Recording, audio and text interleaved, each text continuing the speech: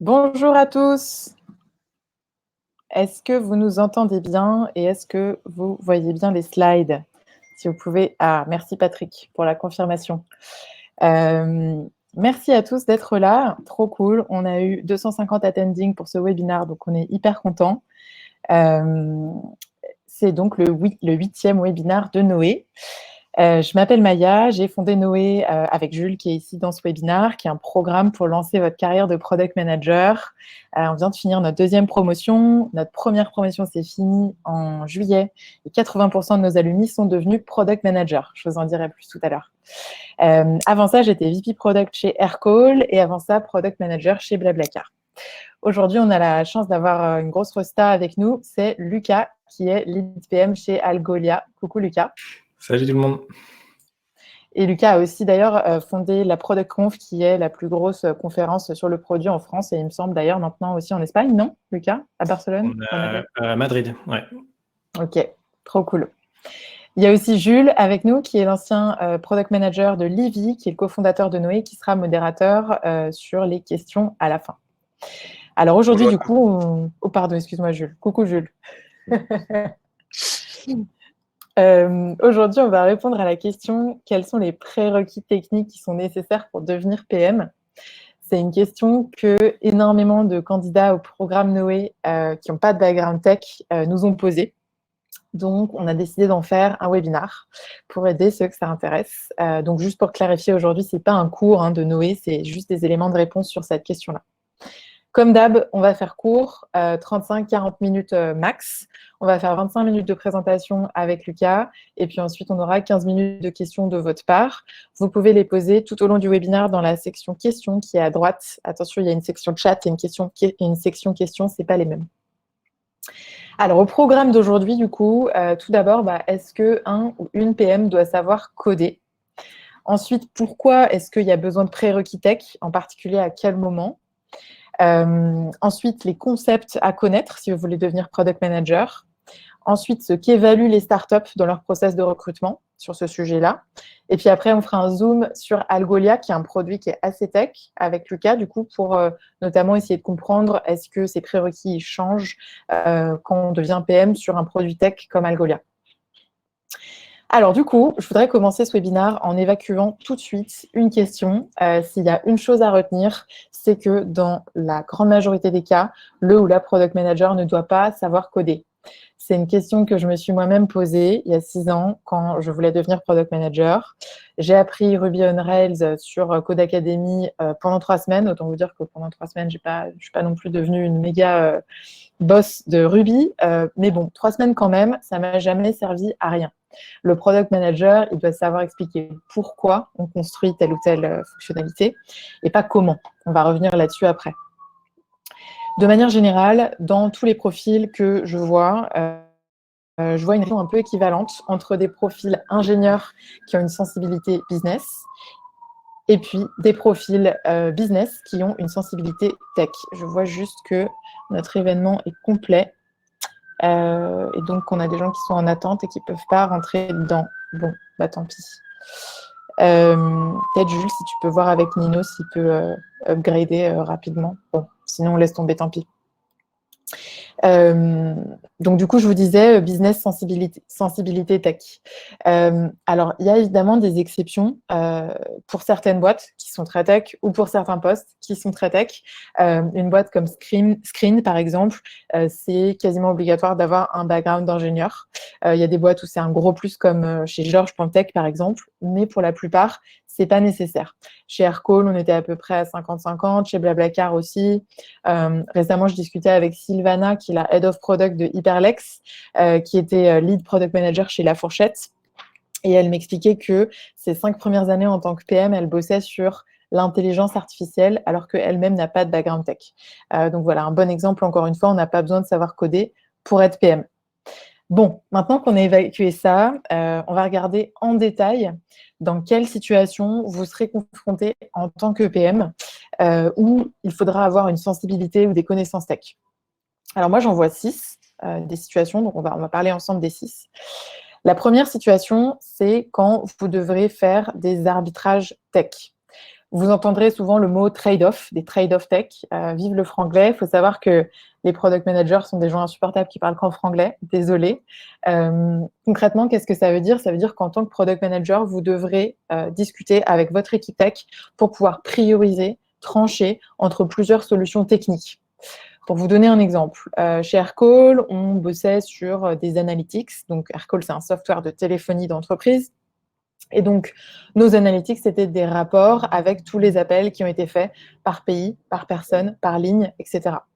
Et donc là, un des trade-off tech qu'on devait faire, c'était est-ce qu'on veut du vrai temps réel? Est-ce qu'on veut des analytics qui sont proches du temps réel, qui soient par exemple rafraîchis toutes les X minutes? Quel est le délai acceptable par rapport à ça? Et donc là, évidemment, la solution que vous allez choisir, elle va avoir des impacts techniques très importants. Et c'est important de pouvoir, en tant que PM, les comprendre pour prendre une décision. Donc, numéro 1, les arbitrages tech.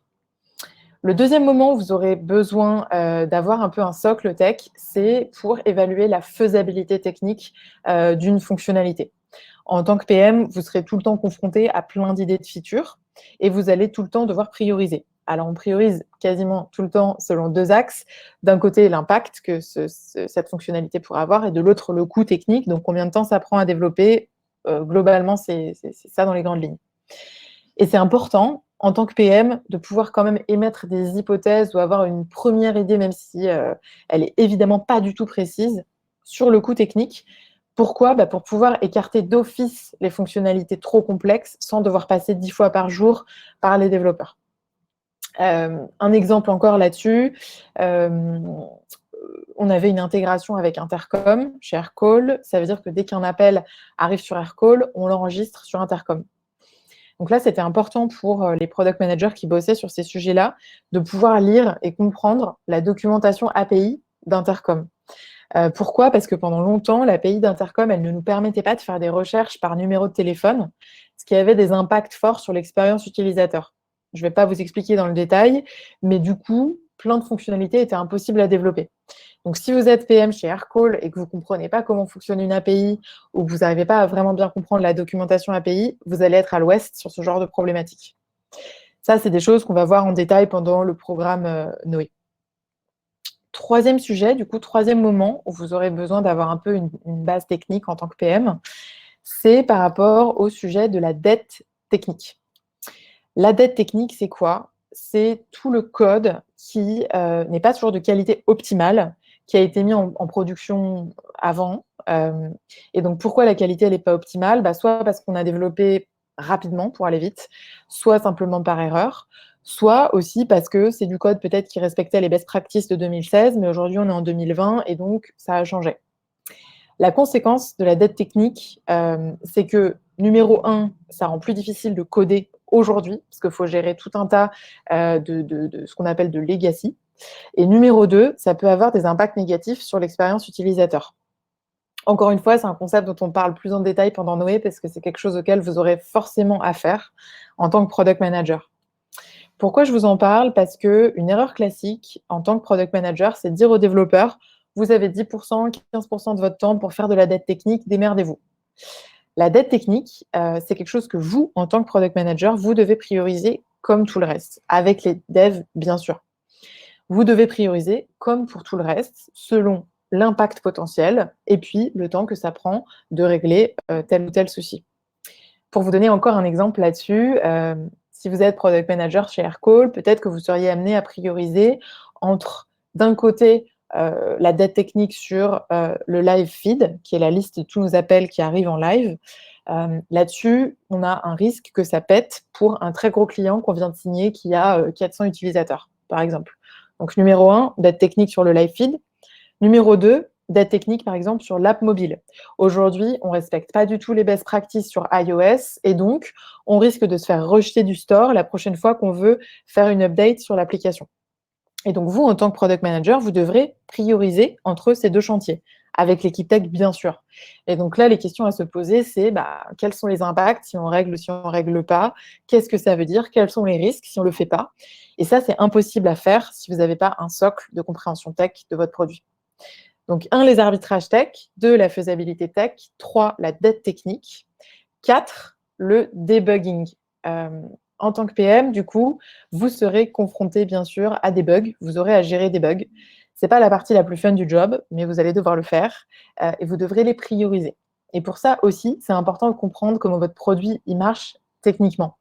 Comprendre les grands flows techniques de votre produit, ça vous permet de créer un espèce de plan dans votre tête pour anticiper quels composants peuvent être affectés par tel ou tel problème. Alors l'objectif en tant que product manager, c'est pas de dire il y a un bug, ça vient de là, mais plutôt de dire bah il y a un problème. Évidemment, je connais pas moi le fixe exact, mais je sais qu'il s'est passé A, ce qui veut dire que peut-être ça peut venir de B ou de C. Développer cette logique, ça vous permettra de gagner du temps et le respect aussi de votre équipe tech. Encore une fois, un exemple là-dessus, toujours sur Aircall. Aircall, on avait deux produits, on avait plusieurs produits, dont deux, une app et un dashboard qui était un site web. La liste des appels sur notre app, elle est basée sur le même service que la liste des appels du live feed dans le dashboard, donc sur web. S'il y a un bug sur les deux en même temps, ça veut dire que probablement ça vient du back-end. Si seulement l'app a un souci, ça veut dire que peut-être ça vient du front-end de l'application. Donc, c'est ce genre de compréhension de la manière dont c'est construit qui vous permet d'émettre des hypothèses sur quel est le problème. Numéro 5, la data. En tant que product manager, votre rôle, c'est de comprendre des problèmes. Et ça, vous allez le faire notamment via la data et via de la user research. Et donc, si vous avez de la chance d'avoir un data analyst full-time à travailler avec vous, vous n'aurez pas besoin d'avoir des bases en SQL. Dans la plupart des cas, malheureusement, aujourd'hui, ce n'est pas le cas. Et donc, c'est important d'avoir des petites bases en SQL pour pouvoir avoir des réponses à vos questions sans toujours passer par l'équipe data. Là-dessus, encore une fois, on aura une journée full SQL pendant le programme Noé pour un peu avoir des bases là-dessus. Et puis, sixièmement, la delivery. En tant que product manager, sixième moment où vous avez besoin d'avoir un peu des prérequis tech. L'idée, c'est de comprendre un peu le principe des environnements, donc de dev, de staging, de prod, le concept un peu de branche, d'avoir un tout petit peu des notions sur ce que c'est GitHub, pourquoi, pour pouvoir fluidifier ce moment de la delivery où vous travaillerez main dans la main avec l'équipe dev sur le développement de vos fonctionnalités. Voilà un peu les 6 moments, donc arbitrage tech, faisabilité tech, dette technique, debug, data et delivery, où vous aurez potentiellement besoin de bases techniques en tant que product manager. Alors concrètement, c'est quoi les choses que vous devez connaître? Premièrement, la différence entre front-end et back-end. Ça veut dire quoi, ces deux notions? Comprendre ce qui est géré en back-end et ce qui est géré en front-end. Et là-dessus, ça varie aussi selon les produits et selon les boîtes. Quand j'étais chez Blablacar, il y avait très peu de logique qui était gérée en front-end, quasiment tout en back-end, alors que chez Aircall, on avait beaucoup de logique qui était gérée en front-end. Ensuite, le mobile. En quoi le mobile, ça diffère du web en termes de cycle de développement? Quelles sont les différences entre iOS et Android? Comment on soumet au store? Quelles sont les possibilités pour le rollout et pour l'A/B test sur iOS versus Android versus le web, par exemple? Ensuite, par rapport à l'architecture d'un produit, je vous le disais, c'est important de comprendre comment les grandes composantes de votre produit fonctionnent et communiquent entre elles. Je veux dire, surtout communiquent entre elles. Ensuite, API. C'est quoi une API? C'est quoi un webhook? C'est quoi la différence entre les deux? Être capable un peu de défricher et de comprendre une documentation API. Les langages, là-dessus, je vous encourage à vous renseigner sur la stack tech des boîtes pour lesquelles vous postulez. Par exemple, stackshare.io vous permet de le faire. Et enfin, je vous le disais avant, quelques grandes notions de DevOps. Alors, bien sûr, là-dessus, des choses très, très basiques. C'est ce que je vous disais, connaître les différents termes pour les différents environnements. Donc, dev, testing, staging, prod, le concept de branche, etc. Encore une fois, tout ça, c'est des concepts qu'on aborde avec Noé pendant la 3e semaine pour pouvoir avoir un peu ce bagage technique. Alors, du coup, ces prérequis tech, c'est des choses que les boîtes peuvent évaluer pendant les process de recrutement si vous postulez. De ce que je vois, moi, il y a 3 manières qui ressortent de tester ça en entretien. La première, c'est d'avoir un entretien avec le futur lead dev, lead tech de votre équipe. Et là-dessus, une manière de le faire, ça peut être par exemple un peu une mise en situation. On veut réfléchir à telle ou telle fonctionnalité et on y réfléchit à 2. Deuxièmement, les boîtes peuvent tester avec des questions un peu sur vos connaissances tech. Là-dessus, des questions qui ressortent, ça peut être qu'est-ce qu'une API? Quelle est la différence entre une API et un webhook? Et numéro 3, les boîtes, elles peuvent être amenées aussi à tester votre curiosité. Et donc là-dessus, je vous encourage, comme je vous le disais, à vous renseigner sur la stack de la boîte, mais aussi à lire la documentation API de la boîte si elle en a une qui est disponible en ligne, par exemple. Dernier petit conseil que j'ai à vous donner là-dessus, le fait d'avoir cette connaissance tech et ce bagage tech, c'est aussi quelque chose que vous allez faire sur le tas, une fois que vous serez effectivement en poste pour l'alimenter. Par exemple, comprendre encore une fois l'architecture de votre produit, c'est quelque chose que vous ferez en discutant avec votre équipe quand vous serez en poste. Là-dessus, j'ai 3 conseils à vous donner. La première, c'est de trouver votre âme sœur développeur. C'est qui? C'est quelqu'un qui est dans l'équipe tech, avec qui vous avez une très bonne relation et à qui vous pouvez poser toutes les questions sans filtre, en mode no shame, même les questions qui vous semblent le plus débiles. C'est un super conseil qu'on m'a donné, que j'ai donné à toute mon équipe PM et que je vous donne aussi. Deuxièmement, je vous conseille d'investir vraiment à fond dans la relation avec votre lead tech dans votre équipe. C'est le conseil que je donne le plus aux alumni de Noé qui sont devenus product managers depuis Noé. Devenez potes avec votre lead dev. Parlez ensemble, allez boire des coups. Alors bon, ça c'est devenu difficile avec le Covid, mais essayez quand même d'avoir une relation et un duo qui est forte. Et puis enfin, dernier conseil, développez votre curiosité technique. Quand vous avez l'opportunité, demandez des overviews de l'architecture tech de telle ou telle fonctionnalité à vos développeurs pour justement alimenter cette connaissance-là. Voilà un petit peu pour mon côté.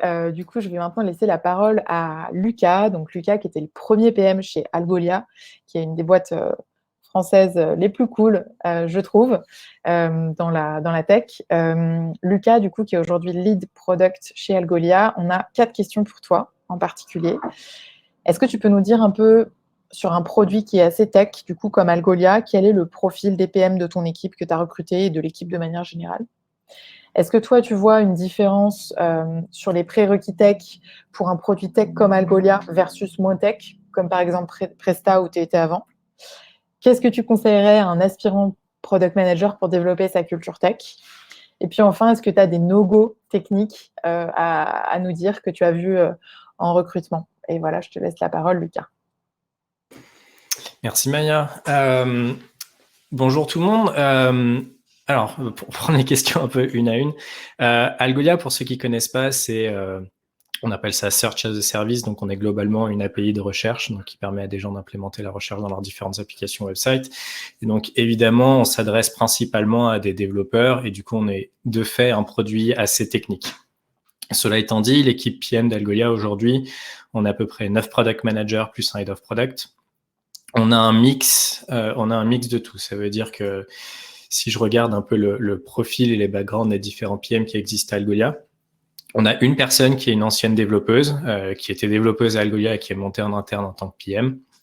On a 4 personnes qui sont, on va dire, avec des backgrounds ingénieurs, mais pas forcément des backgrounds ingénieurs sur de l'informatique. On a des gens qui ont fait de la mécanique en école d'ingénieur.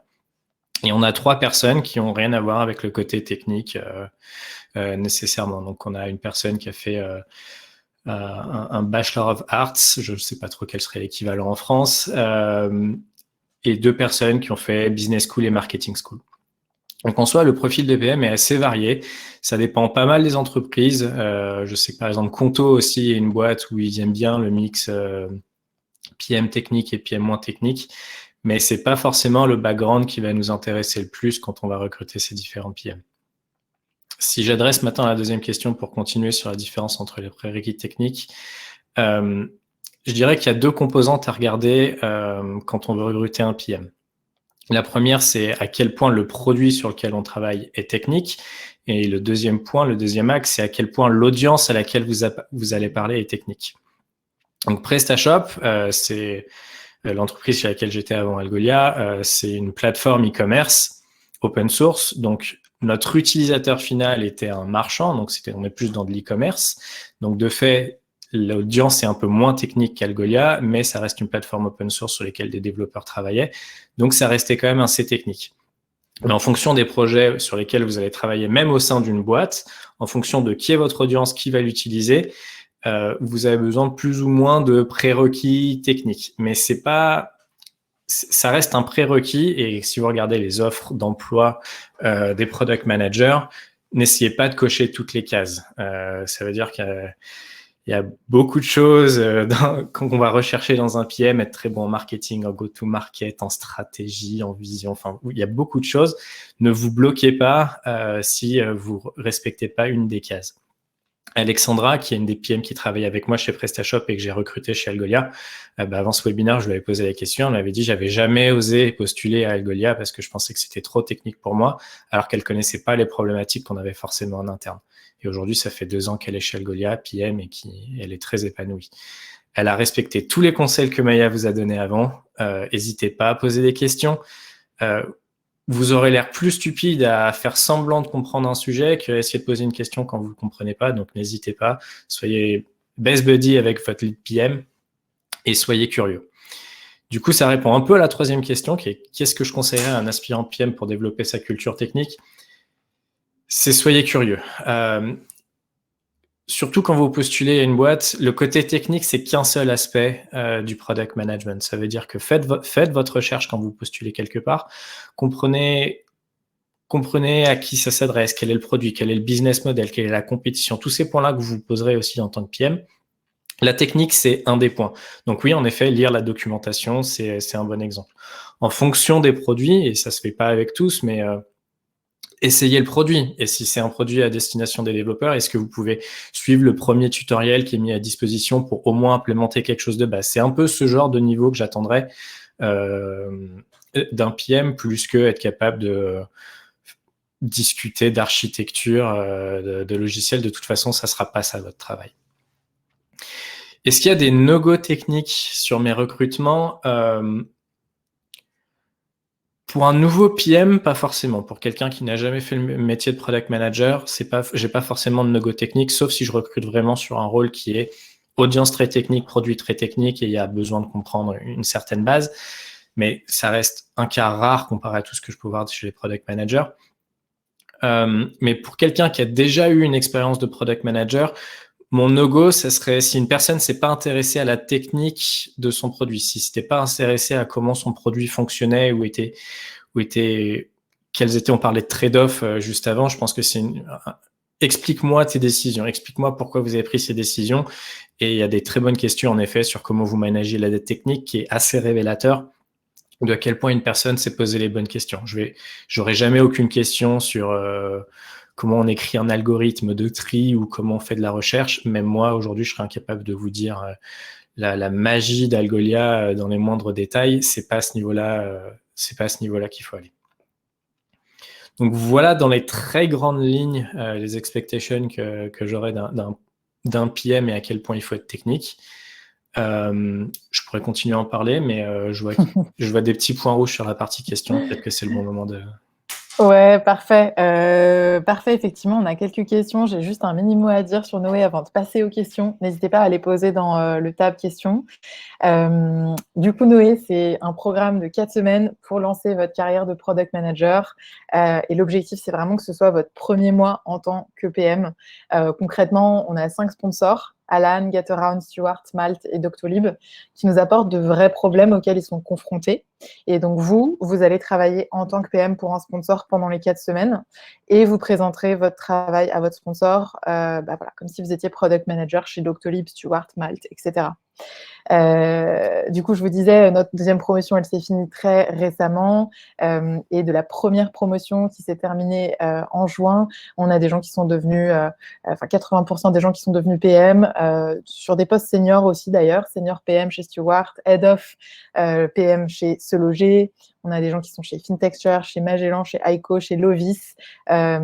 Voilà, notre troisième promotion, elle commence le 11 janvier. On a 18 inscrits, il nous reste quelques places. On vous accompagne aussi pour le recrutement avec Noé, notamment avec des événements avec des product managers et des recruteurs, la préparation aux entretiens et la mise en relation avec des boîtes qui recrutent des gens qui ont votre profil après Noé. Et voilà, du coup, je laisse la place aux questions. La balle est dans ton camp, Jules, pour les questions. Ouais, super. Merci beaucoup à vous deux. Et merci pour vos questions.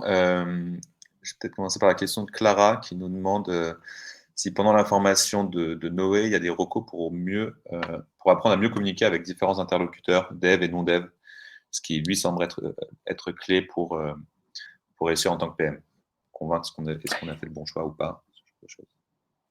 Ouais, carrément. J'apprends celle-ci du coup, Lucas. Effectivement, on a une journée qui va être dédiée à la communication avec les stakeholders.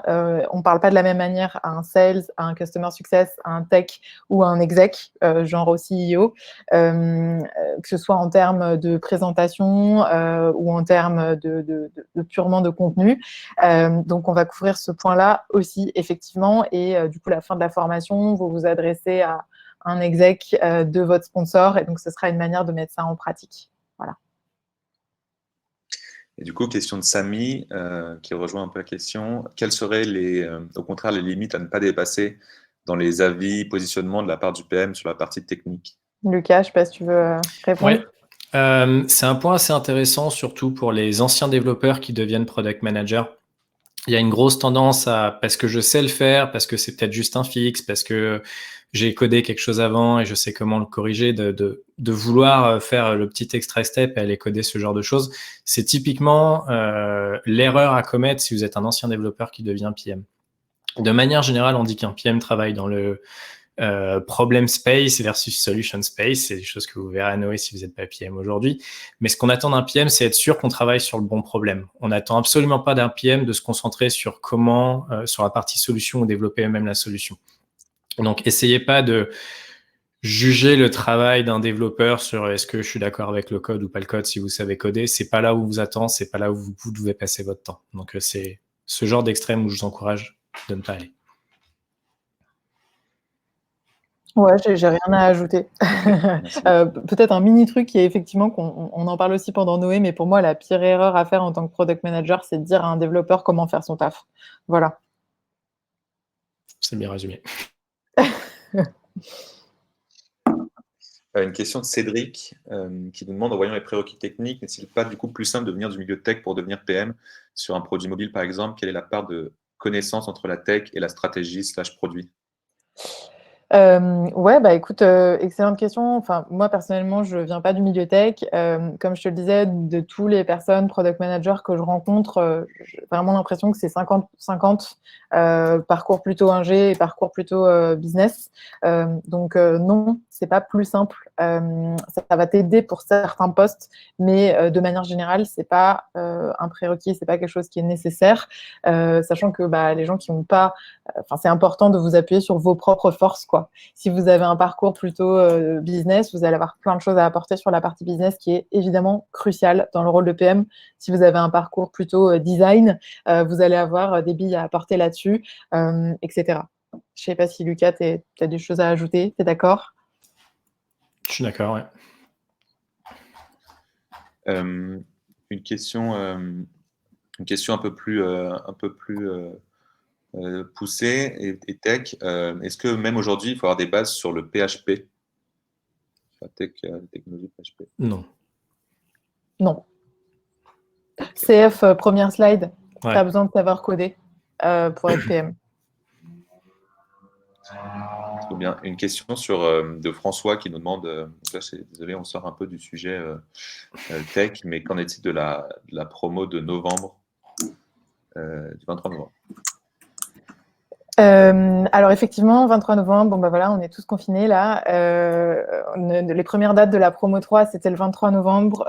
On s'est posé la question de faire un programme en ligne pour pouvoir garder les mêmes dates malgré le confinement.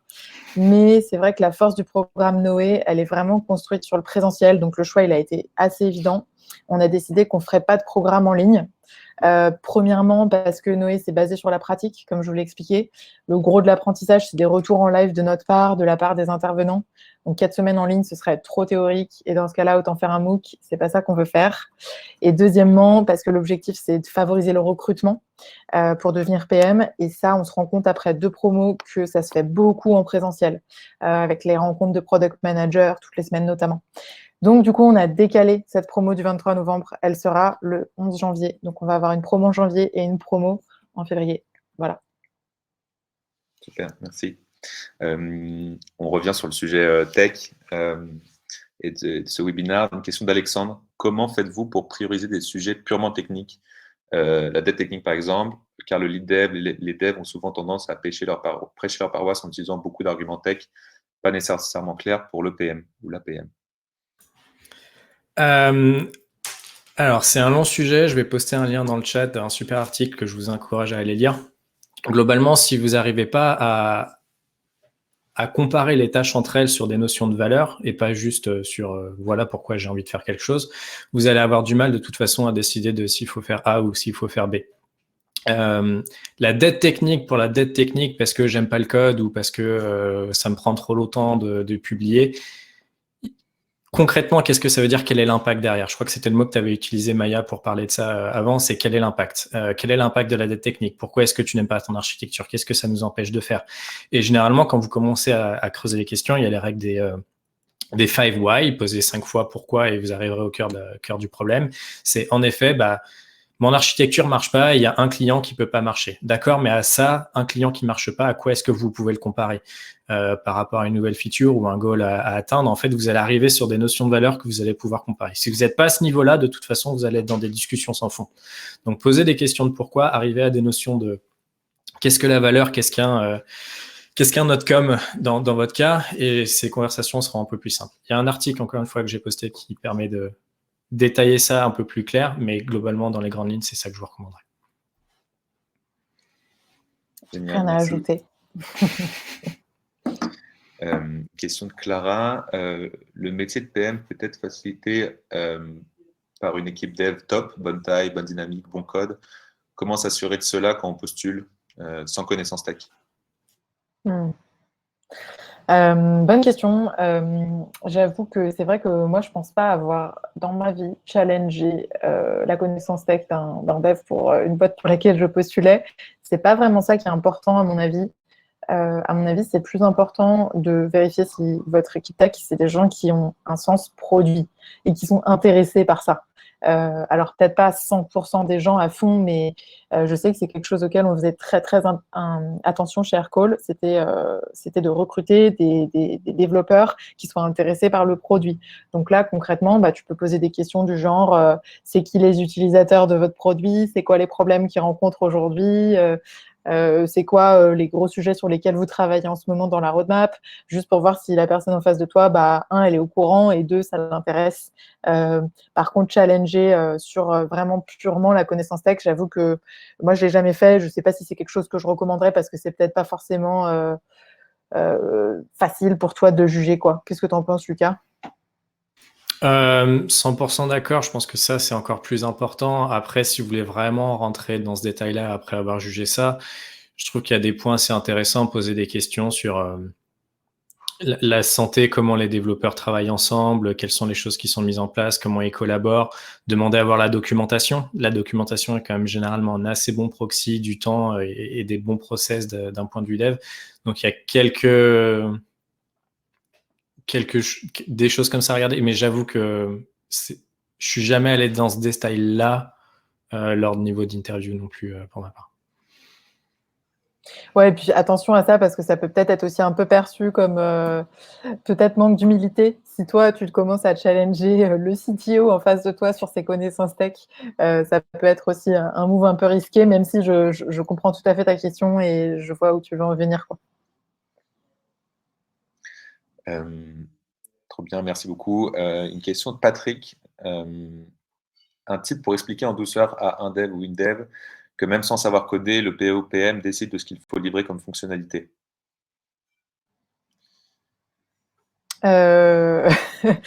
Du coup, alors la question à 1000 euros. Alors là, je pense que ce qu'il y a derrière ta question, si je faisais le jeu des 5 pourquoi en tant que bonne product manager, une hypothèse que j'aurais, c'est que peut-être les rôles et responsabilités ne sont pas ultra clairs dans l'équipe si tu te poses ce genre de questions.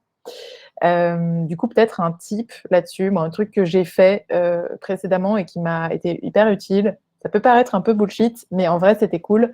C'est de se poser pour un petit meeting et se demander c'est quoi ce que toi t'attends de moi et ce que moi j'attends de toi. Et pouvoir sortir du meeting avec un peu une liste de rôles et responsabilités de chacun. PM versus lead dev, PM versus équipe tech.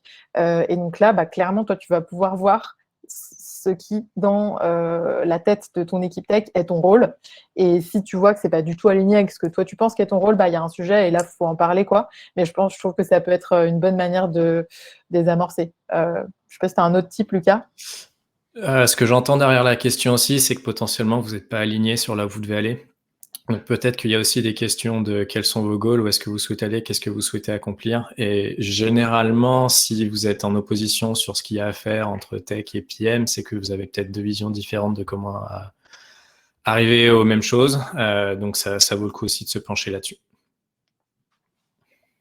Je vois qu'il y a une question de Lucas, alumni promo 1 de Noé, actuellement product manager, qui demande ce que c'est qu'un webhook. Lucas, va revoir tes cours de Noé.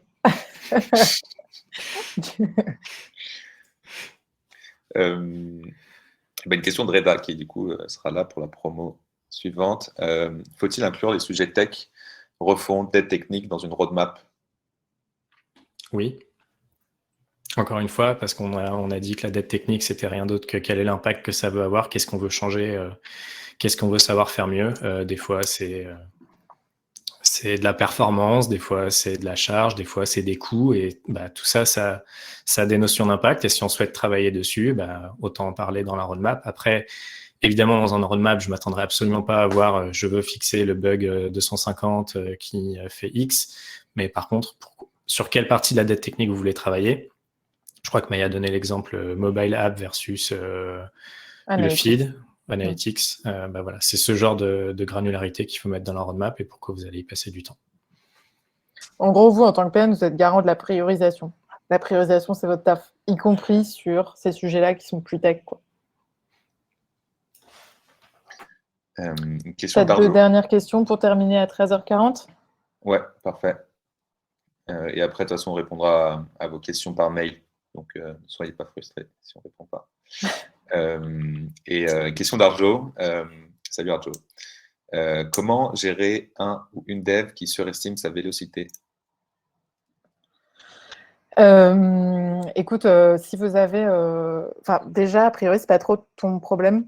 C'est pas trop ton taf. C'est plutôt le taf de ton lead tech, lead dev, de gérer ça.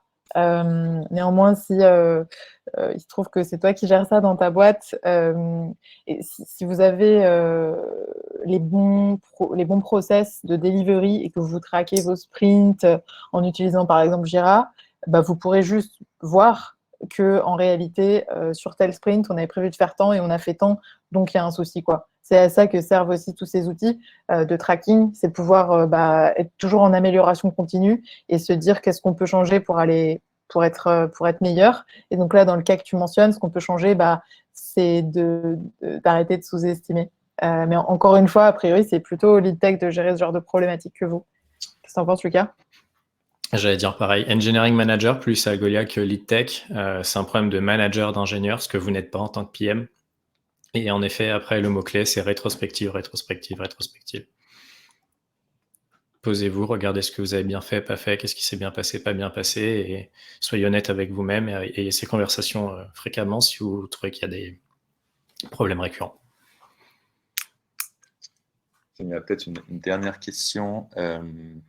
Quand on n'a pas d'expérience sur le poste de PM, quelles compétences faut-il mettre en avant? Il y en a beaucoup. Pour en citer quelques-unes, en compétences / personnalité, un des trucs les plus importants pour moi, c'est d'avoir un état d'esprit structuré. Alors, j'appelle ça engineering mindset. Ça ne veut pas dire être un ingénieur. C'est un peu confusing, désolé, mais ça veut dire avoir beaucoup de structure. En tant que PM, vous allez être confronté à des dizaines et des dizaines d'inputs tout le temps qui vous viennent des utilisateurs, des clients, des sales, de la tech, de tout le monde. Et donc, il va falloir pouvoir prendre tous ces inputs, comprendre les problèmes qui se cachent derrière, les catégoriser, les prioriser. Et ça demande une grande structure, quoi. Pour en citer un autre, je dirais d'être user-centric, c'est-à-dire tourner vers ses utilisateurs et de pouvoir être dans l'empathie et à l'écoute, en particulier si vous ne faites pas partie de la cible de votre produit. Je vais citer ces deux-là qui sont pour moi les deux plus importants et laisser Lucas dire ce qu'il en pense. Non, j'allais dire partez du client et du problème et vous ne pourrez jamais vous tromper. C'est un point qui sera commun par rapport à toutes les boîtes. Qu'est-ce que vous pouvez connaître de l'utilisateur, du client? Comment est-ce que l'entreprise que vous visez essaie d'y répondre? Si vous amenez ce spectre-là, ça sera toujours bien perçu. Je vois d'ailleurs, je vois beaucoup de questions sur Algolia et comment fonctionne Algolia. N'hésitez pas à m'envoyer une invitation sur LinkedIn si vous êtes plus curieux de comment on fait les choses sur Algolia. Je serais ravi aussi d'y répondre à côté ou par email. Je ne sais pas comment tu voulais le faire, mais je peux répondre comment Algolia fonctionne, mais c'est un détail par rapport à tout ce qui peut exister à faire. Trop bien, c'est noté. Effectivement, il y a beaucoup de questions sur ce webinaire. Désolé, on n'a pas pu tout répondre. On essaye vraiment de se tenir à 40 minutes pour que ce soit pas trop long pour tout le monde. Donc, on reviendra vers vous par mail pour répondre à ces questions. Merci beaucoup, en tout cas, d'avoir été aussi nombreux. On a un nouveau webinaire qui est le 17 novembre avec Pierre, qui est VP Produit chez Tiller. Le sujet, c'est quels profils sont cohérents pour une reconversion vers du PM. Pour vous inscrire, c'est sur notre site dans l'espace webinaire. Voilà, merci beaucoup à Lucas. Trop cool d'avoir été avec nous aujourd'hui. Et puis, on vous dit à bientôt et bon courage pour le confinement. Merci à tous. Merci beaucoup. Au revoir tout le monde.